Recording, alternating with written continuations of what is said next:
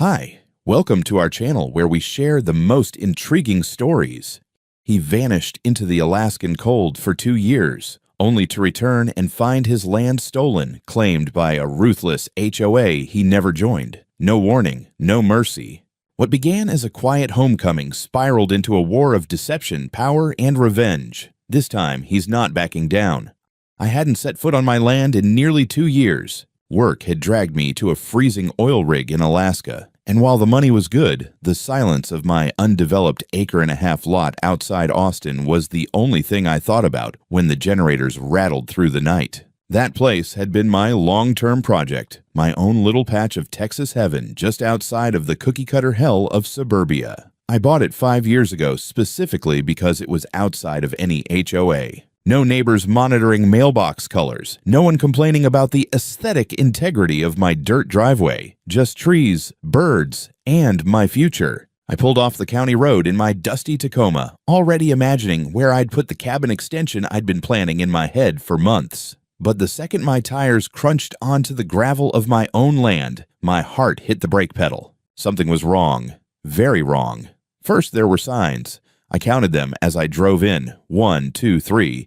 By the time I got out of the truck, I had counted 20 bright white aluminum signs staked around the perimeter of my land. All of them screamed the same thing in bold red letters. Private property owned by Oakwood HOA, no trespassing. I blinked. I got out. I walked the perimeter slowly, just to be sure I wasn't having some kind of heat stroke hallucination. The signs were new, clean, undented, freshly hammered in. There were also plastic utility markers in the ground and neon orange flagging tape tied to branches. My lot looked like it had been swallowed whole by some kind of suburban cult. A rumble caught my attention. Down the hill, on the edge of my property, a landscaping crew was busy unloading saplings and rolled turf from a flatbed. One guy in a neon vest waved at me like I was just another gawking passerby. I waved back, tight smile, and walked over. "Hey there. You fellas working for someone?" I asked. He shrugged. "Yeah, HOA. Oakwood. Expanding the park or something. Whole lot's getting landscaped. Gonna be a walking trail and a meditation garden. You new around here?" "I own this land." He squinted. "You sure, man? The foreman said it's part of the Greenbelt now." I didn't answer. I just turned and got back in my truck. The county registrar's office was 20 minutes away. I needed confirmation before I lost my mind.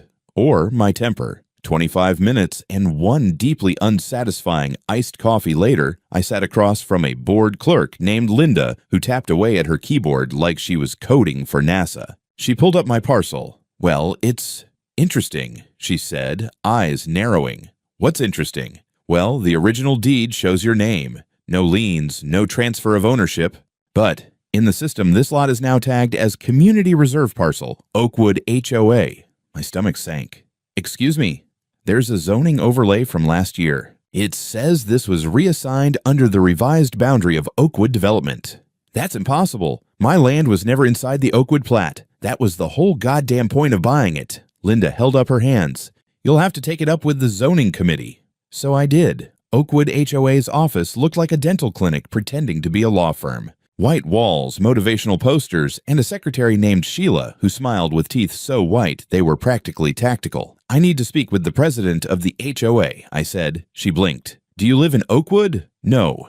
That's exactly the point. A moment later, I was sitting in a fake leather chair across from a woman who looked like she hadn't blinked since the Bush administration, Karen Melrose, president of Oakwood HOA. She had pearl earrings, a clipboard, and the cold confidence of someone used to running bake sales like military campaigns. "I'm Thomas Bates. I own lot, west of Oakwood," I said, placing my original deed on her desk.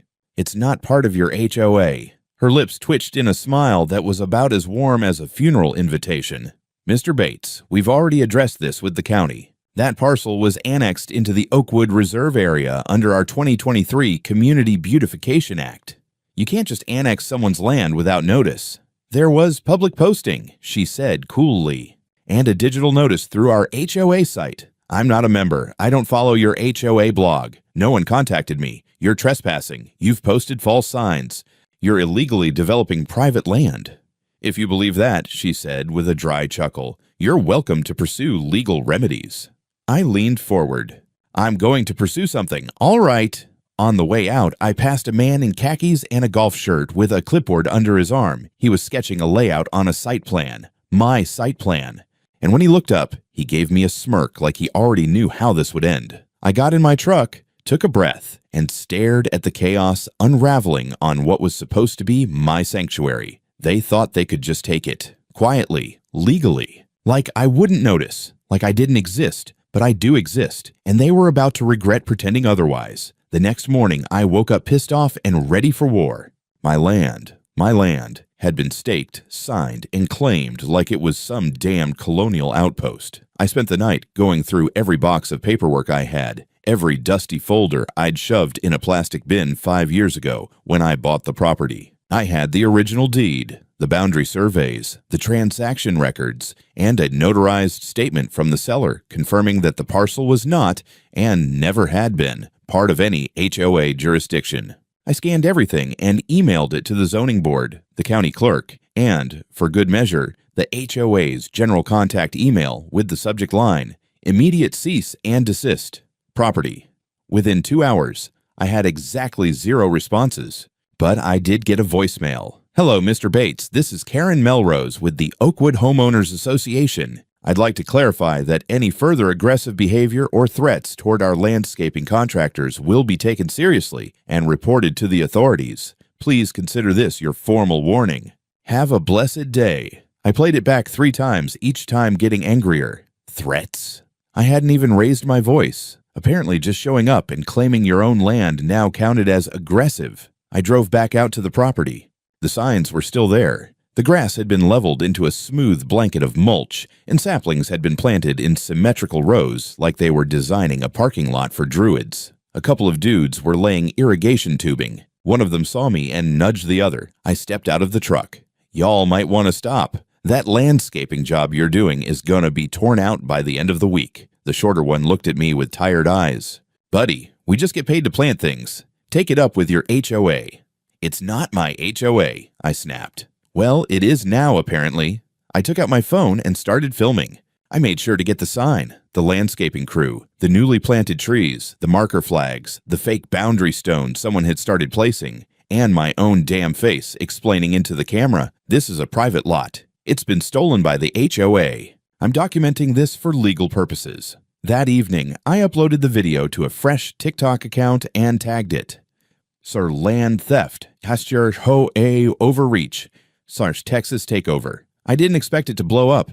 I expected maybe 20 views and a comment from my buddy who works construction in Idaho. Instead, by the next morning, the video had over 10,000 views and a few hundred comments, ranging from WTF, how is this legal, to classic HOA behavior. A retired county surveyor even messaged me, offering to look over the parcel maps if I sent him the coordinates. Encouraged, I contacted a lawyer, Sana Gibbs, a land rights attorney I found through a local legal aid board. I met her in a tiny office above a vape shop where she sipped green tea and scanned my documents like she was analyzing a crime scene. You've got a strong case, she said, but it's going to get messy. If this HOA actually filed to annex your land into their greenbelt zone, that's a zoning manipulation case. Probably involves someone in county planning.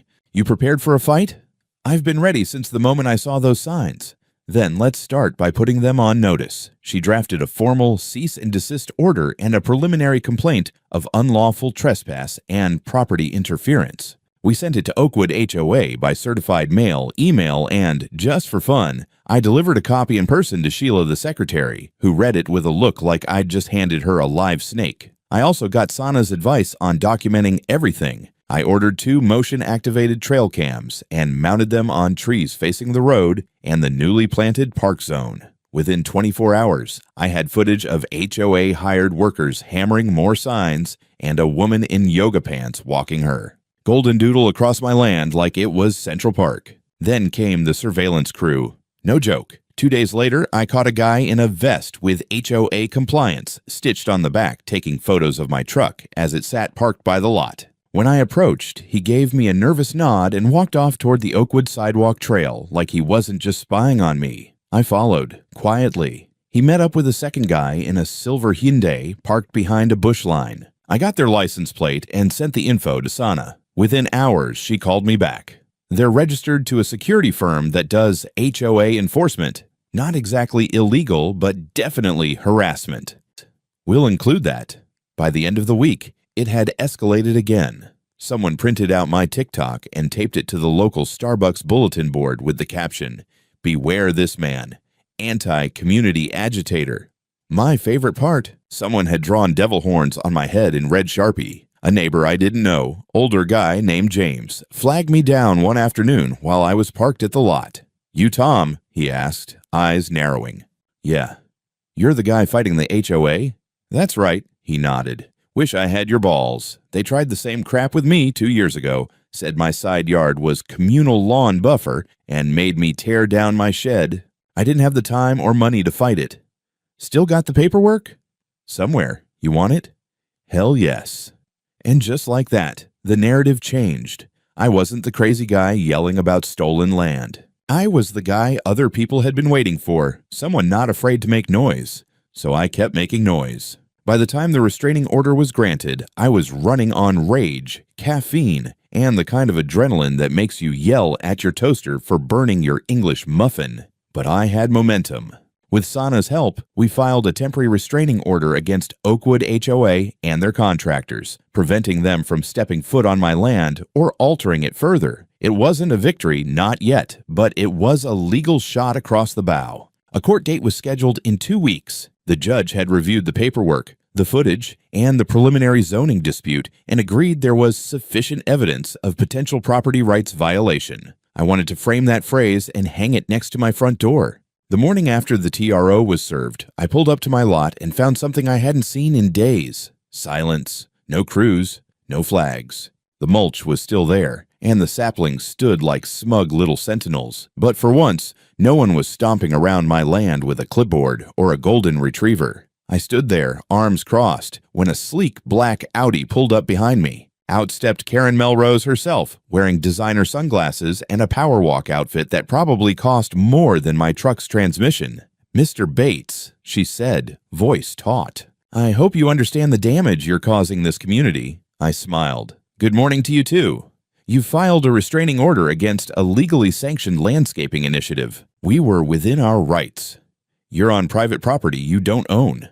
"That's a matter for the court," she snapped, then softened her voice in that way manipulative people do when they realize public opinion is turning. "Look, we're willing to be flexible. If you'd be open to a compromise, we could discuss reclassifying part of your land as dual use, perhaps allow the trail to run through just the south edge. It's a win-win. You'll be recognized as a community partner. There may even be a tax incentive." I stared at her like she'd just offered to adopt my truck and raise it as her own. "I've got a better idea," I said. "You take your trail and shove it where the mulch don't grow." She gave me a tight smile. "You'll regret this, Mr. Bates." I was already regretting buying land within walking distance of HOA-dominated territory, but I kept that part to myself. Back at Sana's office, we were knee-deep in evidence. She had compiled the security footage, the email correspondences, and even the public HOA minutes from the last 6 months, where, buried in bureaucratic lingo, we found the line that made her sit up in her chair. "Listen to this. Motion approved to incorporate peripheral buffer zones adjacent to undeveloped parcels for future beautification projects. Authorization to coordinate with county zoning office granted." "That's me," I said. "Yup," Sana replied. "And guess who submitted the motion?" "Let me guess. Karen Melrose, seconded by someone named Todd Granger. And guess what Todd Granger does? I'm going to go with developer? Bingo. Trilinear Development. They're building Phase 3 of Oakwood Estates. And guess what land borders their proposed site expansion?"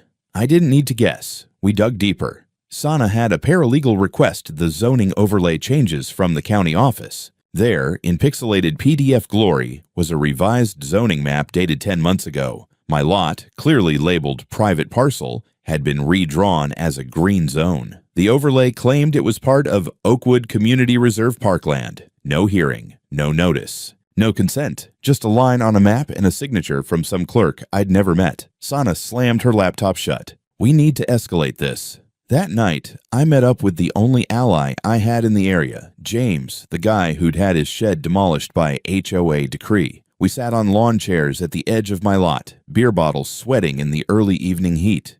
They tried this crap with at least 3 other lots around here, he said. Usually ones owned by out-of-state landlords, folks who don't check in much. And they just take 'em? Not technically. They just treat the land like it's part of the community until it becomes fact. Signs, landscaping, public paths, and eventually someone files for abandonment and public interest designation. Jesus.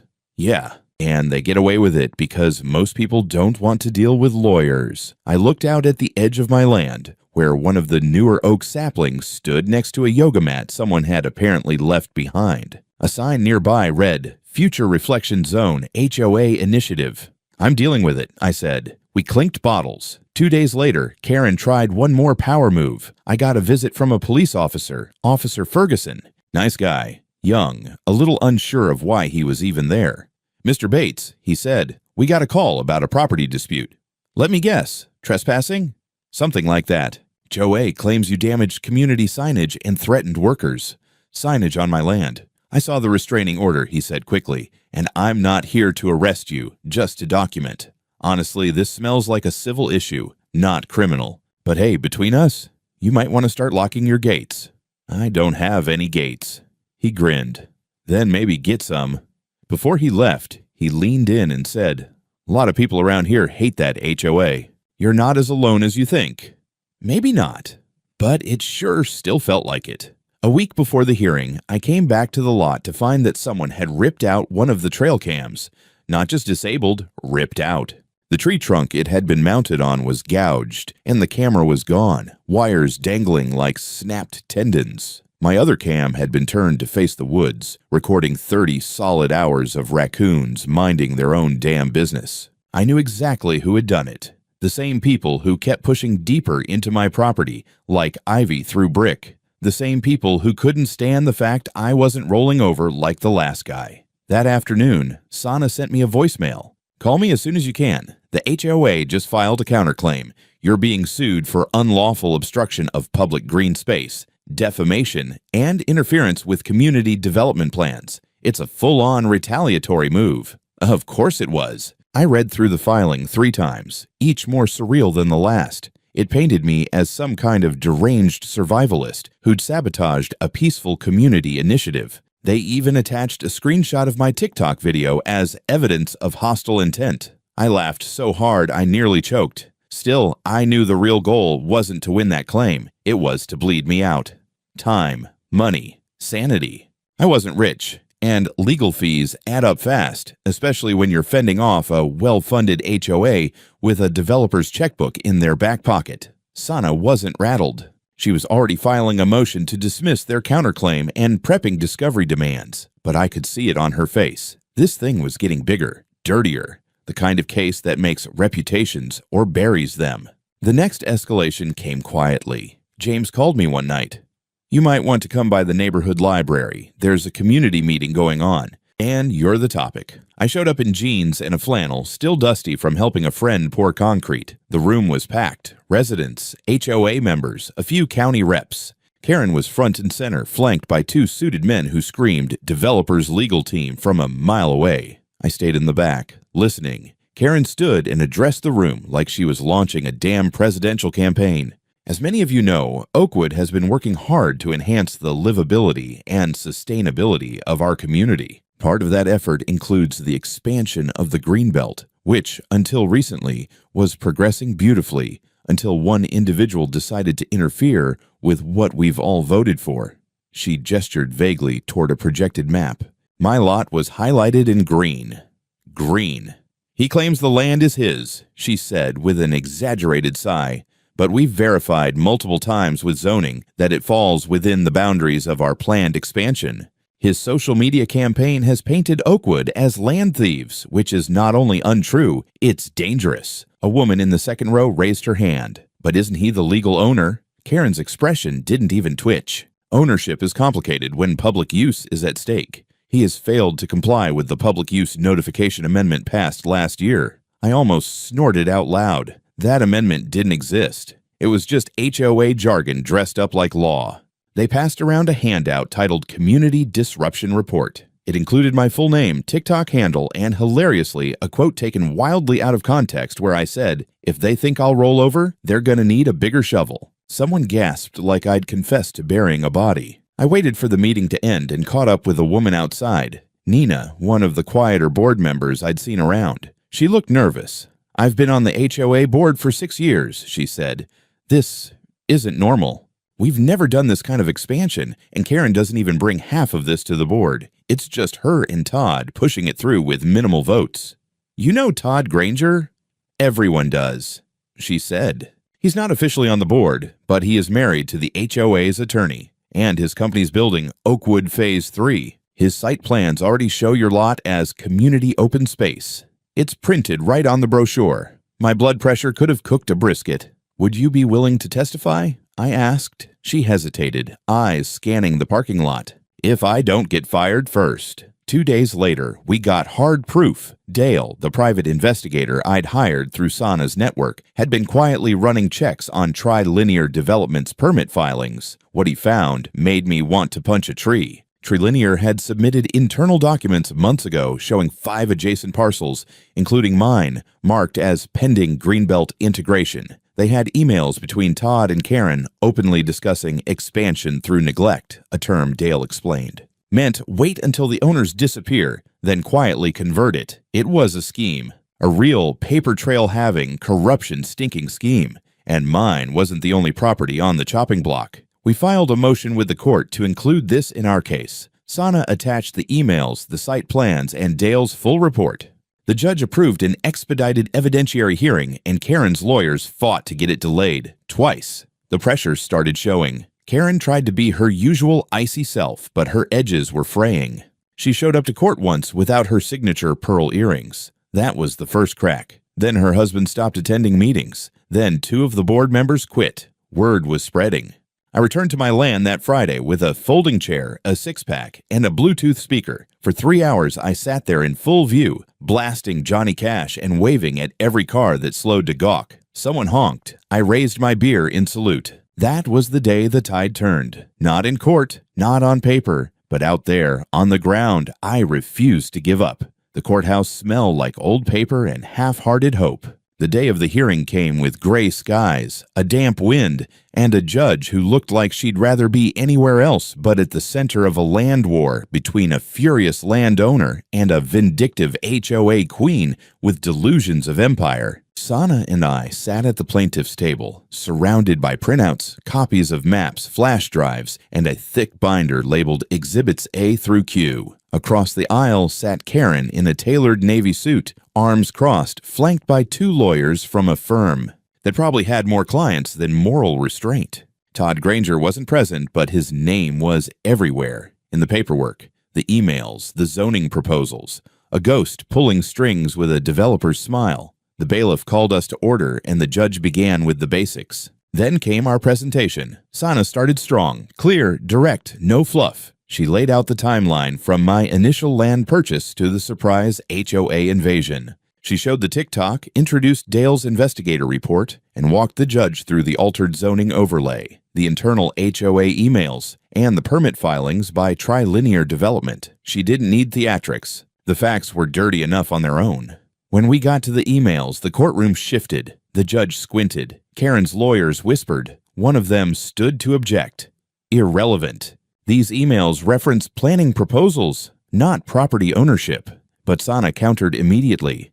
Your Honor, these demonstrate intent, an orchestrated plan to quietly claim parcels through zoning manipulation and community pressure. That's not just relevant, it's central. Objection overruled. Then came the witness testimony. James went first. He told the court how his own shed was demolished after a sudden declaration that his side yard was community buffer zone. He described being isolated, pressured, and eventually giving up. You could hear the bitterness in his voice. Years later, it still burned. Then came Nina. Her voice was soft, but her words cut like razors. She told the court how HOA board votes were being falsified or skipped, how Karen made executive decisions behind closed doors, and how Trilinear had used HOA authority to file boundary revisions with no public notification. The best moment? Nina pulled out an HOA planning brochure for Oakwood Phase 3 printed by Trilinear, a glossy booklet showing happy families, dog parks, and community gardens. Right on the map, clear as day, was my lot. Labeled Oakwood Serenity Path Extension, Sana held it up. Your Honor, this is dated 4 months before Mr. Bates even received notice of any zoning change. Karen's attorney tried to spin it. Promotional materials aren't binding legal documents. But the judge didn't look convinced. Then came the real bomb. Dale took the stand and described his investigation, ending with a financial trail that showed a payment from Trilinear's development account to a company called Park Pros Management, LLC, a shell firm tied to the husband of the county zoning supervisor, who signed off on the boundary adjustment. The courtroom got real quiet after that. Karen looked like she wanted to melt through the floor. Her shoulders stiffened, and she scribbled something on a legal pad so hard I thought she might snap the pen. Her attorneys requested a recess. The judge leaned back. We'll break for 1 hour. Upon return, the court will hear the defense. But I'm going to be very clear. This evidence raises serious concerns, and I expect full transparency. Outside, Sana lit a cigarette and didn't offer me one. I don't smoke, but I considered starting just for the moment. They're going to try to settle, she said. They should try apologizing. They don't do that, she replied. Sure enough, after the break, Karen's lawyers requested a sidebar. Sana returned from the bench, shaking her head. They're offering to retract the zoning claim, remove all installations from your property, and issue a formal letter stating it was all a clerical error. In exchange, you drop the suit and walk away. I laughed. What do you think? I think we bury them. So we did. The judge resumed the hearing, and Karen's side presented their defense, which boiled down to bureaucratic confusion and noble intentions. They claimed the land was underutilized, that community needs evolved, and that no harm was intended. Their tone shifted from aggressive to apologetic, which only made them look worse. Sana eviscerated their witnesses on cross. At one point, Karen herself took the stand. She tried to maintain composure, but under Sana's questioning, she cracked just a little. So you're saying you had no knowledge of the Trilinear site plans showing Mr. Bates's parcel as part of your expansion? I don't recall seeing that version, she muttered. Sana slid the glossy brochure toward her. This one? Karen didn't answer. The judge finally spoke. This court will take the matter under review. Pending a final ruling, the restraining order remains in effect. Any further alteration or use of parcel 98203 will result in contempt charges. We walked out into the sunlight like soldiers leaving a battlefield. It wasn't over. Not yet, but we had blood on the sword and the enemy was limping. I thought the hearing would slow them down. Thought maybe, just maybe, they'd scurry back to their little HOA nest and lick their wounds. But people like Karen don't stop just because they've been exposed. No, they double down. They dig in. The very next week, I came to the lot and found construction flags staked on the northern edge. Bright pink ones this time, not HOA branded. These were from a private surveying company, Eagle Ridge Planning, apparently hired by Trilinear. Their name sounded familiar, and a quick search confirmed it. They were the firm behind Oakwood's entire Phase 3 expansion. I snapped photos and called Sana. She groaned so loud I could hear it through the speaker. They're trying to resurvey around the restraining order, probably claiming the flagged area isn't technically within the disputed parcel. This is a jurisdictional end run. This isn't just annoying anymore, I said. It's war. She agreed. That afternoon, she filed a motion for contempt of court against both the HOA and Trilinear. Then she did something I didn't expect. I'm adding the zoning supervisor to the case, she said. We need to make some people sweat. You don't start a fire by striking one match. You light the whole box. A few days later, a local news crew showed up at my lot. Apparently, someone had tipped off a reporter about the zoning irregularities and the court battle. I gave them an interview, standing next to the bright pink flags and the still-standing property of HOA signs that no one had bothered to remove. I kept it clean, calm, measured. I'm just a property owner trying to protect what's mine. This isn't about being anti-community. It's about due process. You can't just redraw lines on a map and take what doesn't belong to you. The segment aired that weekend, and something incredible happened. People started showing up. First, it was a guy named Marcus, an ex-military contractor turned woodworker who said his own HOA fined him $1,200 for painting his shed the wrong shade of tan. Then a woman named Val who'd been sued by her HOA over a tomato garden. They didn't just come to talk. They brought signs. Private property means private. No more silent seizures. Hands off our land. By Sunday, there were over 30 people holding a peaceful protest on the edge of my property. I bought donuts. Someone brought a Bluetooth speaker and played Johnny Cash again. I think that became our unofficial anthem. Karen naturally showed up. She parked across the street, stepped out in full HOA armor, pressed khakis, pastel blouse, clipboard, and tried to talk to one of the reporters who had returned to cover the protest. I watched her point toward me and say something animated. That's when Dale approached her. He handed her an envelope. She looked down, confused, then furious. I'd forgotten to mention, we'd just subpoenaed her financial records. Inside that envelope was a formal request for all communication and payment logs between her and Trilinear over the last 2 years. Signed by the judge, filed that morning. Karen got in her car and drove off without another word.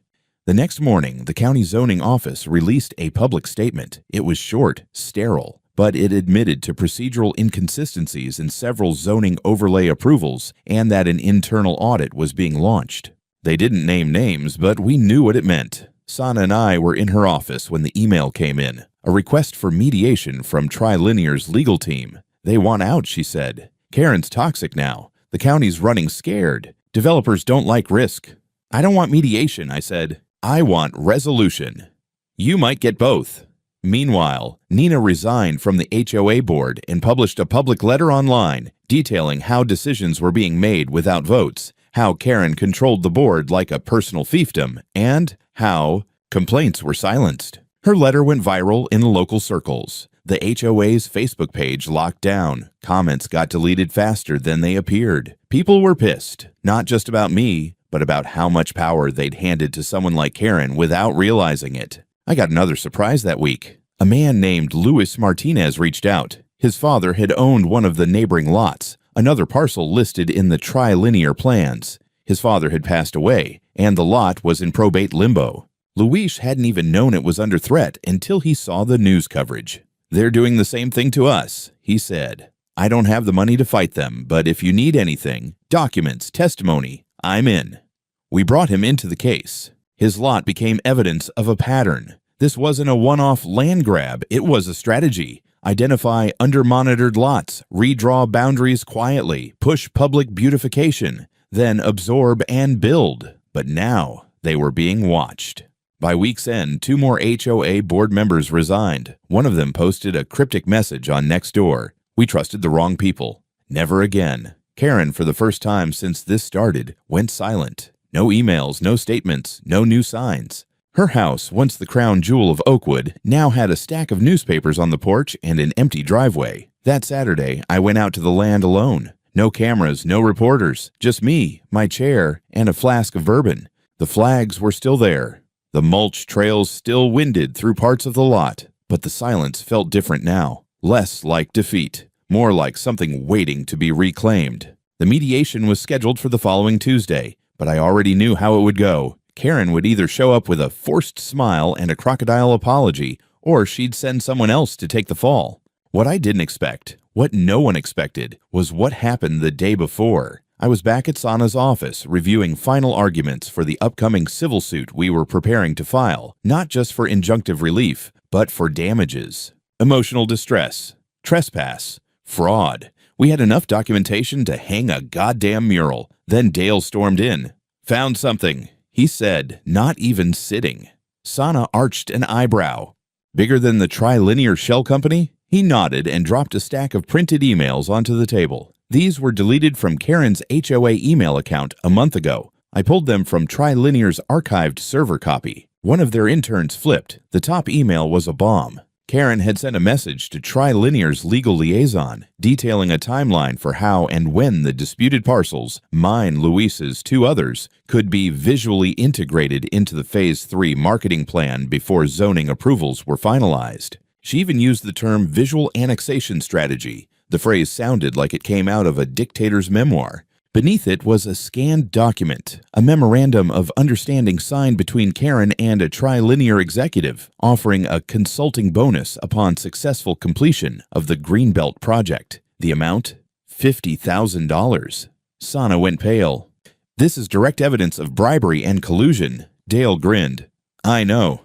That's why I also sent it to the county attorney. And the IRS. My jaw dropped. "You did what?"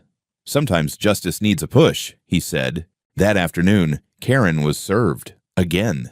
This time, not by us. By the County Fraud Investigation Unit, acting on evidence of public corruption, document tampering, and conspiracy to commit real estate fraud. The mediation, canceled. Karen, now the target of a criminal probe. Trilinear issued a public statement within 12 hours, claiming they had no knowledge of the alleged misconduct and were cooperating fully with investigators. They pulled all marketing materials for Oakwood Phase 3, froze the project, and erased every trace of Karen from their public pages. It was over, but not in the way I expected. Instead of a courtroom showdown, it was like watching a dam break. Residents flooded the HOA email and board pages demanding a full audit. Nina, who'd quietly returned to serve as interim president, announced an emergency vote to dissolve the HOA's current leadership and restructure the board. She also proposed bylaw reforms that would limit the HOA's jurisdiction strictly to member properties, not bordering parcels, not buffer zones, not mystical expansions by osmosis.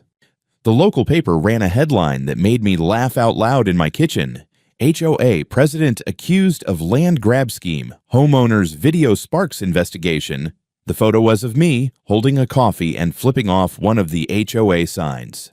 It was glorious. Then came the real prize, the final ruling on our original case. Sana and I returned to court with a thick new folder of evidence. The judge took one look at the bribery documents and leaned back in her chair like she needed a stiff drink. "This matter has gone beyond a civil boundary dispute," she said.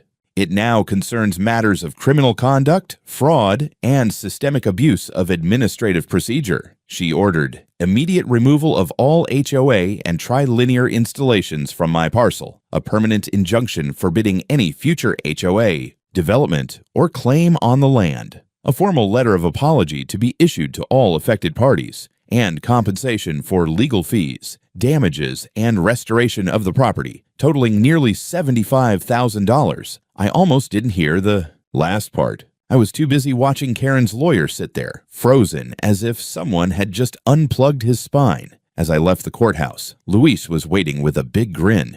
"Guess we won, huh?" I shook his hand. "Yeah, but not just for us."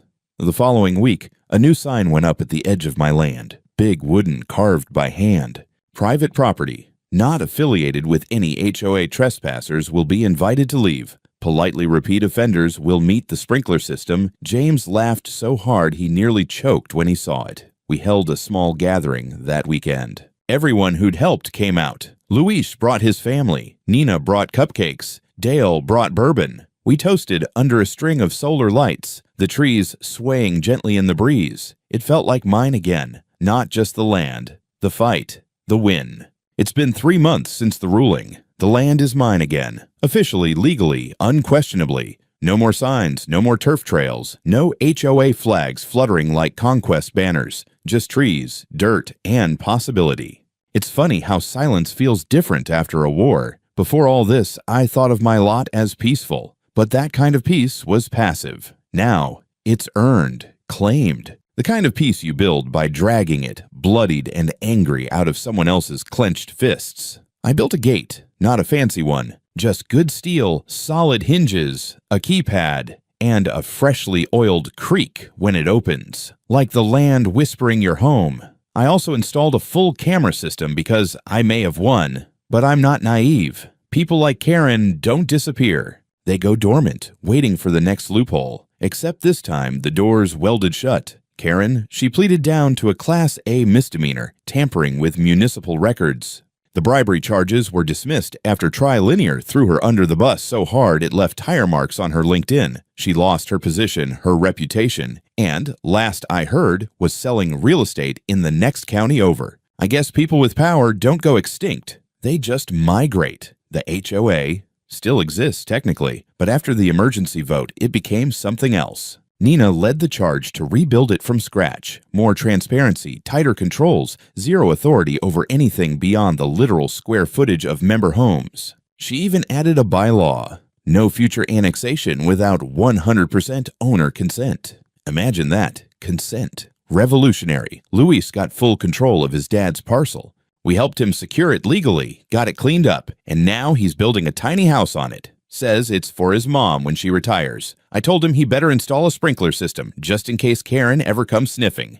James rebuilt his shed. Twice the size. Painted it electric blue out of spite. The HOA tried to strongly discourage the color. He framed the email and mounted it on the inside wall like a trophy. As for me, I started building again. Finally. No more fighting. No more paperwork. Just sweat, tools, and open sky. I laid the foundation for a modest cabin. 1 room, big porch, solar panels. Nothing fancy, but mine. And something else happened I never expected. People started coming to me for advice. Other homeowners, folks from nearby counties, some who'd lost their land already, others who were just scared of what might happen. I didn't know what to tell them at first. I'm not a lawyer, not a politician. I'm just a guy who got pissed off enough to fight back. But then I realized that was enough. So now I write blog posts, Q&A forums. Sana and I even started a workshop series with the local legal aid center, Know Your Property Rights. It's been packed every session. People are waking up to just how far these little organizations will go when left unchecked. I think that's what stuck with me the most. Not that they tried to take what was mine, but that they genuinely believed they had the right to do it, that they could call it beautification and community development, and no one would question it. Well, we did. And we won. I kept the original HOA sign, one of the first they staked into my dirt like a flag on the moon. I mounted it on a wooden post and hung it above my tool shed. Beneath it, I added my own sign. This land belongs to somebody, not somebody's board. At night, when the wind cuts through the oaks and the stars blink awake, I sit on the porch, sip bourbon, and smile. Not because I own the land, but because it no longer feels like anyone else ever will.